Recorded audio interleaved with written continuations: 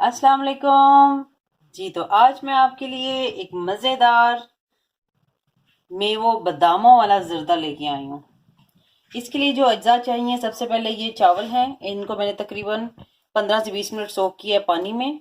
उसके बाद ये शुगर है, शुगर मैंने 1 कप ली है। मेरे 1.5 कप चावल हैं तो 1 कप शुगर मैंने ली है।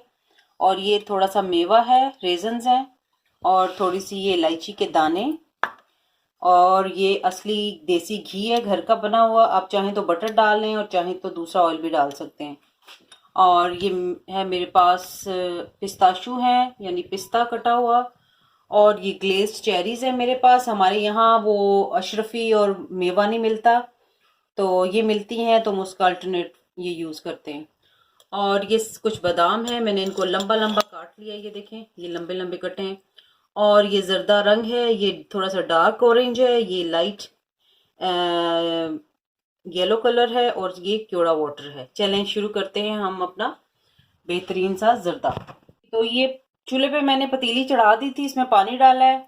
और ये देखें, चंद क्लोव्स हैं, लौंग के 3-4, ये डाल रही हूँ मैं। और मैंने चावल भिगोए हुए थे जी, तो ये मैंने तकरीबन इसमें 1 टीस्पून भर के जर्दा रंग डाल दिया है।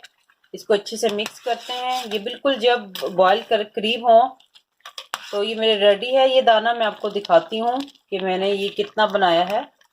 ये देखें, ये देखें, ये दाना है, और ये जोर से दबाने से टूट रहा है, वैसे नहीं टूट रहा। इसकी ये निशानी, ये 80% आपने इसे कुक कर। ये चावल स्टेन कर लेंगे।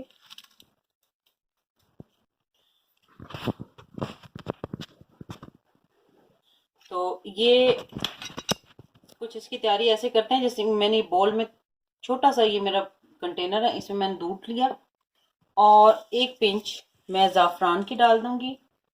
ये असली ज़ाफ़रान है, ये बेहतरीन ज़ाफ़रानी ज़र्दा तैयार होगा आपका इससे। और इसको हम इसमें अच्छे से डिप कर देंगे। थोड़ी देर में ये अपना कलर छोड़ देगा, उतनी देर में हम जर्दा की तैयारी करते हैं जी। तो इसकी तैयारी करते हैं। सबसे पहले मैं ऑयल डालूंगी इसमें। क्या, ये मैंने ऑयल डाल दिया, पतीली काफ़ी गर्म हो गई है, तो मैं इसको थोड़ा सा साइड से कर लूँगी ताकि टेम्परेचर जो है वो नॉर्मल हो जाए पतीली का। ठीक है, ये मैं सारा ऑयल निकाल लूँगी इसमें, और इसके साथ ही ये इलायची डाल दूँगी, और इसको थोड़ा सा हम कड़कड़ा लेंगे इलायची को। ठीक है, अब हमने क्या करना है, हमने इसमें ये डाल देने हैं। ये पिस्ताशू डाल रही हूँ मैं, जो मैंने आपको दिखाए हैं। साथ में आलमंड डाल दूंगी, आलमंड्स के साथ ही मैं ये रेजन्स डाल दूंगी। तो तकरीबन मेरे 2 से 3 चम्मच हैं ये मेरे रेजन्स हैं। ये देखेंगे थोड़े से, ये देखें, ये रोस्ट हो जाएंगे तो एक बड़ा सा अच्छा फ्लेवर आता है चावल में इसके। तो ये थोड़ा सा इसको हम भून के, ये ऑलरेडी मेरा काफ़ी गर्म था तेल, तो इसलिए कुछ ज़्यादा ज़रूरत नहीं है भूनने की। हमने कोई इसको लाल नहीं करना, बस हल्का सा रोस्ट इसको कर लेना है हमने। ये देखें, देखिए कितना खूबसूरत कलर एकदम आ गया, और रेजन्स एकदम से फूल गए हैं जी। तो इस स्टेज पे हम इसमें जो मैंने 1 कप चीनी आपको दिखाई थी, वो चीनी डाल दूंगी मैं। तो चीनी डाल के इसमें मैं इस स्टेज पे 1 कप चीनी है तो मैं 4 से 5 टेबल स्पून जो है पानी डाल दूंगी। पानी से ये मेल्ट होगी शुगर, ये फटाफट मेल्ट हो जाएगी। ये देखें, साथ ही ये घुल गई चीनी। अब जब तक इसके तमाम ये छोटे छोटे ज़र्रे जो हैं ये बिल्कुल मेल्ट नहीं होते, इसको हम थोड़ी देर पका लेंगे मीडियम फ्लेम रख के। जी तो ये देखें, ये इसका दाना दाना भी जो है वो खत्म हो गया, चीनी का बिल्कुल भी नहीं है, सारे जो इसके खत्म हो गए हैं लम्स। अब हम इसमें चावल डालेंगे।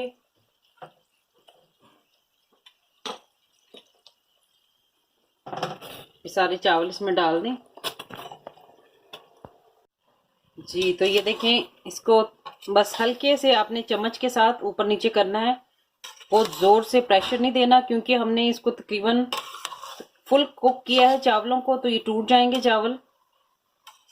ठीक है इंशाल्लाह। अभी इसमें जो पानी है थोड़ा थोड़ा, जो शीरा है, तो उसको हमने ड्राई करना है, थोड़ा सा ड्राई करके तो फिर हम दम पे इसको लगाएंगे।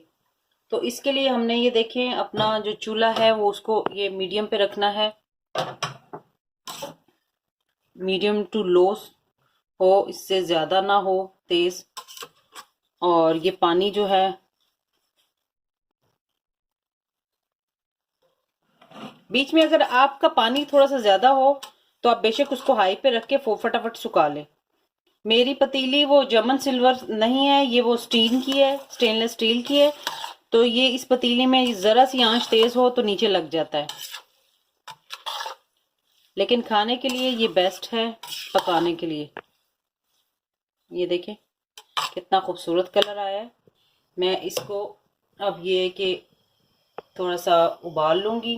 इसके पानी को मैंने ड्राई करना है। ये देखें, इसके दरमियान में आपको पानी नजर आ रहा होगा, ये पानी है, हमने इस पानी को ड्राई करना है और इसको दम पे लगाना है।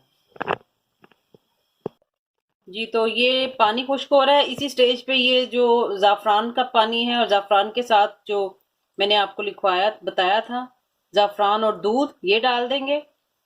इसके साथ ये भी ड्राई हो जाएगा। अब इसको मैं आपको ड्राई करके ना दिखाती हूँ, ये तकरीबन 5 से 6 मिनट बस लगेंगे और ये ड्राई हो जाएगा। ये देखें, इसका पानी तकरीबन ड्राई हो गया अंदर तक, देखें बस ये शीरा है इसमें। अब बाकी कसर जो है थोड़ी बहुत, वो इंशाल्लाह इसमें होगी पूरी दम में। अब साथ ये ऊपर ग्लेज चेरीज भी डाल देंगे और मैं इसको दम पे लगाऊंगी।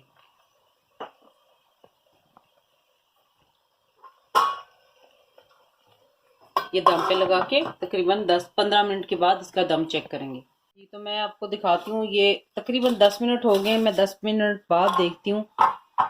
ये देखें, ये तैयार है जर्दा, अल्हम्दुलिल्लाह इसको दम लग गया है। इसका तरीका ये होता है जर्दे का, बस इसको आपने दम दिया है तो आपने इसको थोड़ी देर ढांप के रखना है सर्विंग के लिए। तो फौरन इसका ढकना नहीं हटाते, थोड़ी देर इसको रखते हैं, उसके बाद तकरीबन 10 से 15 मिनट के बाद ये थोड़ा सा ठंडा हो जाए, फिर हम इसे सर्व करेंगे इंशाल्लाह। तो ये मैं आपको सर्व करके फिर दिखाती हूँ। जी तो ये मैं थोड़ा सा डाल रही हूँ प्लेट में, जरा टेस्ट तो हो जाए ना कि क्या किया है और किस तरह बने हैं चावल। जी तो सिस्टर ये दिखाएं, आप मुझे टेस्ट करके बताएं ये कैसे बने हैं।